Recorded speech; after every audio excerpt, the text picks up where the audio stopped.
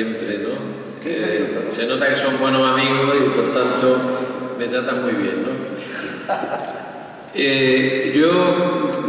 La conferencia se titula La crueldad como espacio literario, estético y humanista en Martínez Mediero y en Pepe Moreno. Y, lógicamente, uno de los autores fundamentales de los que hay que empezar a hablar es de Antonin Artaud. El surgimiento del teatro de la crueldad de Artaud, junto al teatro del absurdo Beckett y Ionesco, que yo creo que está en la base también de nuestro teatro, y, por supuesto, el teatro dialéctico de Brecht, durante el siglo XX representan realmente las efemérides del teatro más importante que se ha escrito pues, en los últimos 100 años. Un teatro que genera un develamiento en contra o en una dirección muy diferente a la que en su momento propuso la poética de Aristóteles 24 siglos antes. La gran propuesta de Artaud es la identificación del teatro con la vida misma, no como imitatio o facsímil, sino siguiendo los postulados de la estética aristotélica, sino a partir de la idea de que la vida es la imitación de un principio trascendente con el que el arte nos vuelve a poner en comunicación. A través del teatro, como diría Derrida, como lugar primordial y privilegiado de esta destrucción de la imitación. La influencia de Artaud tras la Segunda Guerra Mundial es grande, llega de los años 60 con el Living Theater, con Grotowski, Peter Brook, Weiss, etc. A su muerte en 1948 era poco conocido en España, tampoco en Francia, y es en los años 60, en concreto el año 68, cuando la revista Primer Acto publica varios artículos, también hasta 1973, y la revista Yorick y la editorial Fundamentos dieron recepción a su teatro en cuanto a autores como Arrabal, La Fura del Bau, Riaza, Martínez Mediero, Nieva y hasta nuestros días Moreno Arenas o en mi caso con el canibalismo teatral. Un teatro que podríamos resumir drásticamente con estas características que apuntaba el teatro en su doble ángulo. Primero, el teatro debe promover la atracción y el deslumbramiento en el espectador. En segundo lugar, el lenguaje hablado emplea gestos, actitudes, sonidos, luces, entonaciones diversas.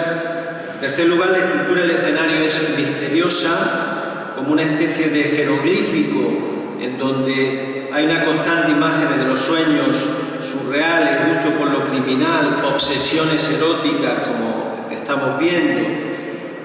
También se centra en temas en torno a la sociedad, la naturaleza, el hombre, el caos, el devenir de la humanidad y en cuanto a la vestimenta, el ropaje moderno. En ese acercamiento al teatro en su doble es evidente la necesidad de estudiar la época en que surge y el plano moral o social de ese momento. Un monstruoso, dice Artaud, desencadenamiento de apetitos, ese momento, digamos, del surgimiento del nazismo en Alemania, una liberación de los instintos más bajos, una crepitación de vidas ardidas, prematuramente expuestas en llamas. Ante este estado, la respuesta que brinda Artaud es el teatro de la crueldad, un teatro que no se aparta de la actualidad poética y mítica y un teatro que se centra en la vida y no en los caracteres individuales, un teatro que crea mitos y que traduce la vida en su aspecto universal. Dice Artaud, que pueda impulsar a esa transformación de las ideas, de las costumbres, de las creencias, de los principios en que reposa el espíritu de una época.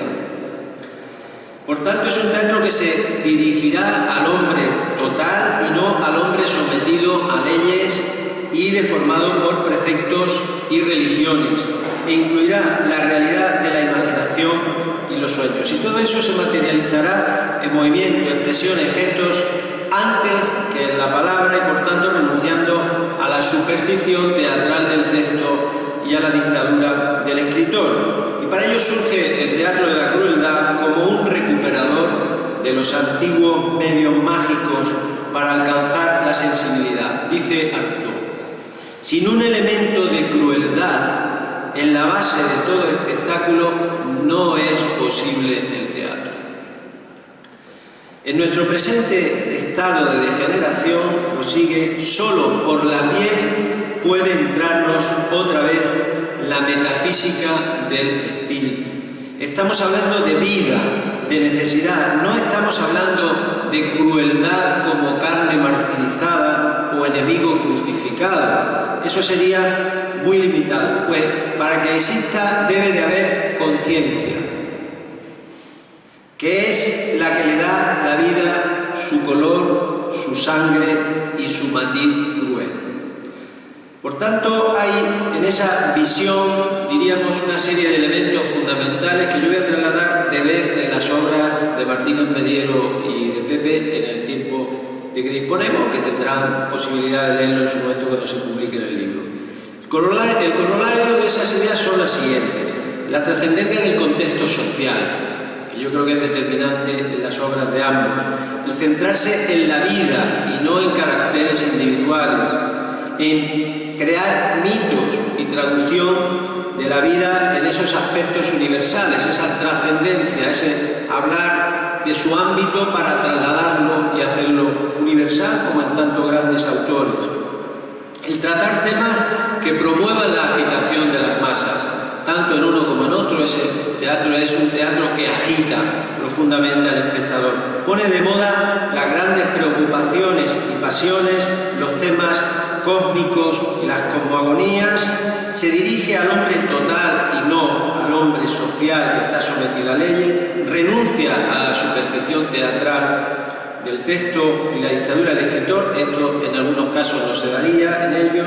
La importancia de la crueldad y el terror como elemento de agitación estética y literaria, una visión metafísica particular de las condiciones del ser en sí mismo, y un elemento que yo considero que es fundamental, que es el humanismo, la reconquista del ser humano, pero también el teatro como recurso e instrumento para despertar la necesidad de vivir y creer en lo que nos hace libres, a través de un nuevo lenguaje que tenga más en cuenta los gestos, los sonidos, los juegos, las palabras, las fisonomías.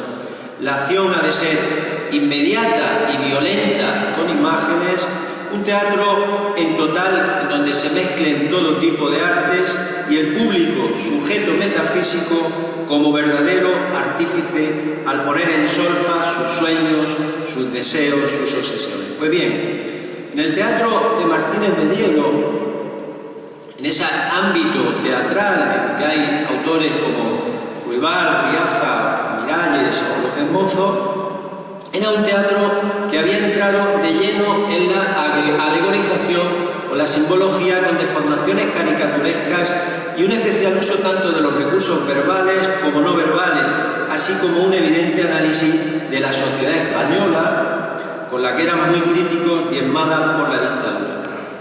No cabe duda de que Martínez Mediero fue, desde La Gaviota y el Mar, en el 67, hace el Premio Nacional de Teatro Iniciato, un dramaturgo que posee muchas de las ideas que en su momento defendió Artaud en los años 30, y lo podemos considerar un claro exponente en España de ese teatro satírico donde la crueldad posee un valor paradigmático.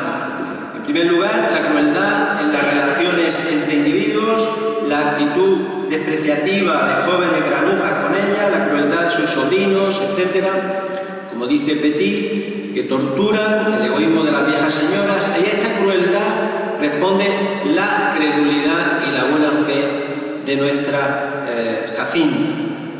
Y en aquellos comienzos, Ruiz Ramón, en el 77, en Historia del Teatro del siglo XX, hablaba de un teatro alegórico y esperpéntico, pero yo creo que su interpretación no era correcta todavía, ¿no? No hablaba Ruiz Ramón del teatro de la crueldad para referirse a Martínez Mediero, pero este ya lo ejercía.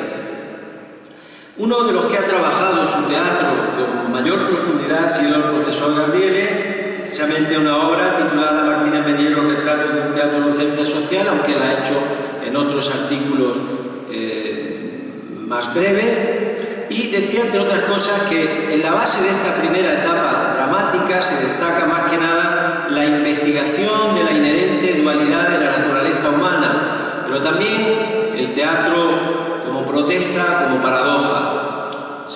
Aludía ayer César Oliva a esta temática, ¿no?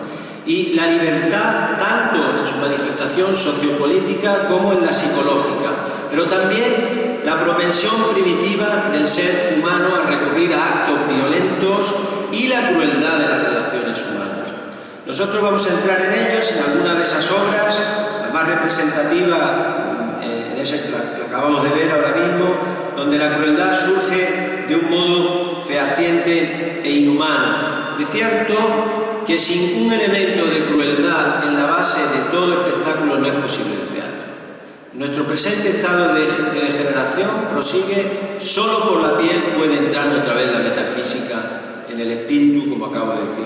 Y Artaud lo relaciona con los actos de conciencia, para confirmar que en la manifestación del mundo y metafísicamente hablando, el mal es la ley permanente y el bien es un esfuerzo y por ende una crueldad que se suma a la otra. La crueldad endurece las cosas, moldea los planos del mundo creado.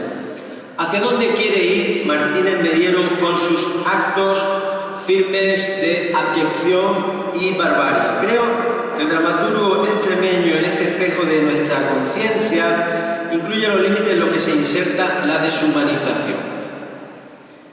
Quiere estimular la repugnancia, la náusea, el vértigo del espectador, al tiempo que complementariamente penetrar en lo más profundo de la humanidad que existe en cada uno de nosotros, aludiendo a las pietas, ese concepto romano que tiene que ver con la clemencia, con la caridad, con el altruismo, con la compasión y con la misericordia. Precisamente hace un momento lo hablábamos en la cafetería haciendo referencia a estos conceptos, ¿no?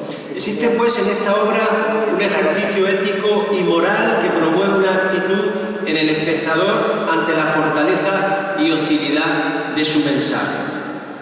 Dice Gabriele, cumple con un propósito metafísico y catártico. La supervivencia es una cuestión de elegir entre el papel de víctima o el papel de verdugo. Una obra donde se concita el teatro de la crueldad, pero también, al mismo tiempo, el esperpentismo y el expresionismo, absorbiendo otras tendencias, como puede ser la grotesca de Goya o el absurdo de Jerry o el esperpento valleinclanesco al que se ha hecho alusión antes. En una obra como Las planchadoras, a la que se refería hace un momento Paco Vicente, es de nuevo una alegoría de la represión y falta de libertad, una temática en la que abundó en varias de sus obras creadas en plena dictadura franquista, con dos hermanas planchadoras que se encuentran confinadas mientras esperan la llegada de una tercera, libertad, con el interludio de la tía fascista Úrsula. En este ámbito ya degradado, las dos hermanas se vilipendian, se ultrajan, se hieren sin compasión, de palabra y físicamente, pues son conscientes de que la violencia física es necesaria para templar los espíritus, como dice Dionisíaca. Ahí la estética de la crueldad de las planchadoras demuestra, como dice Gabriel, hasta qué punto se ha establecido firmemente la deshumanización de la realidad. Y en este caso la crueldad para Martínez Mediero, dice Gabriele, y para Artaud es un medio de confrontar la realidad para entenderla mejor. Bien, podría seguir ahí hablando de varias obras, La Semana de Buffalo Bill. Sí querría decir, para finalizar hablando de Martínez Mediero, algunas de las características que yo creo que sí están vigentes del teatro de la crueldad en el sentido de Artaud en su teatro. La trascendencia del contexto social, que se evidencia en la época en que fue creada durante la dictadura. El caso, por ejemplo, de la figura de Amadeo representa claramente ese paradigma. A través de la alegoría de esas dos hermanas secuestradas por su hermano se queda el símbolo del país, España secuestrada por el dictador. También se centra en uno de los grandes temas recurrentes, la libertad y sus correlatos. Artaud era consciente de que los grandes temas de preocupación en el ser humano debían ser la base del teatro existencial. y el afán humanizador. El humanismo de Artaud está muy presente también en esa visión del teatro, tanto como el ejercicio de crueldad como elemento de agitación y la importancia de los mitos. Aquí se evidencia la asunción, por ejemplo, el caso de la leyenda de Buffalo Bill, uno de los héroes míticos del lejano oriente, cuya imagen es falsificada por Martínez Mediero. En el teatro de Moreno Arenas conecta con el teatro de la crueldad en algunos aspectos, pero no en el papel del autor o el director, ni en el concepto de espectáculo o en la función que debe poseer el texto, pero sí en otro, en el espíritu que anima su teatro, que ha tomado el concepto teórico cultural de indigestión como eje axial de una dinámica teatral y la antropofagia en otros textos de Mediero. Existe coincidencia en el punto de partida de ambos. Ambos viven en un estado de fermentación moral. Las condiciones vitales del ser humano y el mundo que le ha tocado vivir, convirtiéndose el teatro en un recurso para despertar esa necesidad de vivir y creer en lo que nos hace vivir, a lo que se refería Artaud hace un momento. Consecuencia, Moreno Arenas se centra en la vida y crea mitos cotidianos que adquieren valor universal y permiten impulsar la transformación profunda de las ideas, también, como decía Artaud, y para ello se vale técnicamente de todos los lenguajes, los silencios, las sugerencias, los gestos, los sonidos, pero como dice Artaud, solo desde la destrucción del lenguaje antiguo y la creación de un nuevo lenguaje, la vida se puede crear o recrear en el teatro. Ya hacía alusión Trigueros a ese concepto de lenguaje en su momento, y este lenguaje en su sencillez y cotidianidad es como una especie de estilete en esa conciencia de una sociedad irracional y deshumanizada. Las palabras en su sola preñez, decía Pepe, de letras y sílabas carecen de alma. Son sus significados los que las llenan de contenido, son las emociones y los sentimientos. Pero también las situaciones crueles tienen un valor intrínseco. Acciones inmediatas y violentas, creando imágenes que actúan como una terapia anímica y proyectan con esa crueldad un acto de conciencia y de profunda reflexión sobre nuestro estado. Muy importante, de luego, el papel del espectador, para que ambos buscan la agitación y mordedura, dice Artaud, o la indigestión y el picotazo, la pulga de Moreno Arenas, por ejemplo. El terror y la crueldad pues cumplen una función estética y literaria, pero sobre todo una función humana, en una búsqueda de esa metafísica de la palabra y el gesto. Bueno, a continuación hago una serie de análisis de obras como el Currículum, La cantante o La paloma, que no da tiempo ya a leerlas, pero sí también de Las máquinas, pero sí me gustaría concluir con unas palabras, y son las siguientes. Tanto la soledad como la incomunicación, como el triunfo de la máquina, que es muy evidente en algunas obras de Pepe, van derivando progresivamente hacia la consolidación de una paradoja.